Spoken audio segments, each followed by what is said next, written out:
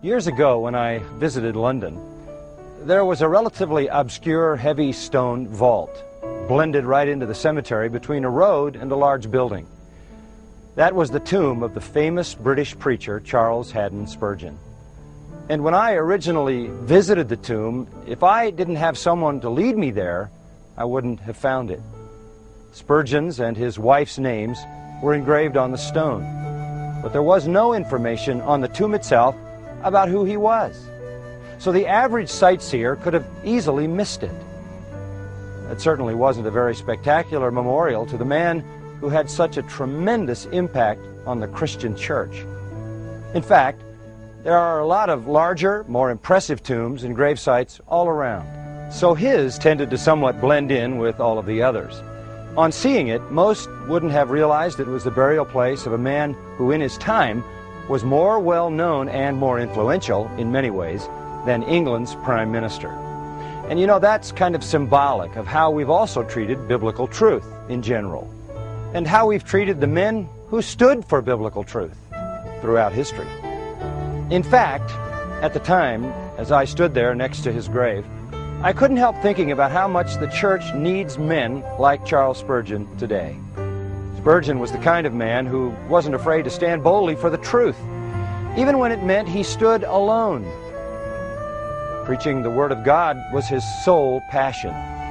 He believed the church's tolerance of real preaching was already beginning to decline in his day, because he looked around and saw that some ministers were experimenting with alternative approaches and shorter messages in order to be more relatable and to draw bigger crowds. He saw that preachers were beginning to compromise truth and doctrine by preaching less and doing other things more and more.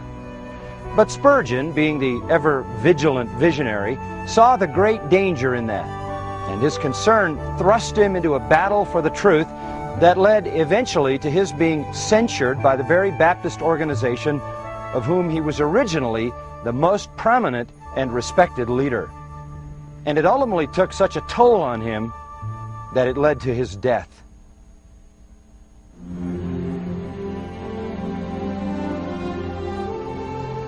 In other words, Charles Spurgeon thought that this issue of whether he should stick to the straightforward, God-ordained method of preaching in order to save souls, or move on to more relevant and interesting and entertaining methods, was so important that the battle for it actually negatively impacted his health and eventually cost him his life. One would hope that his fight and his death weren't in vain. But at times it's tempting to question that, because if you compare the brave and godly attitude Spurgeon had toward the keeping of integrity and truth in preaching with the prevailing opinion of our day, here's what you'll find.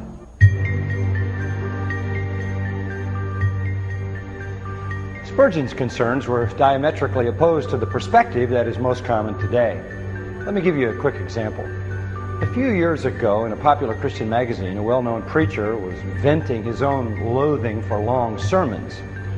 January 1st was coming, so he resolved to do better in the coming year.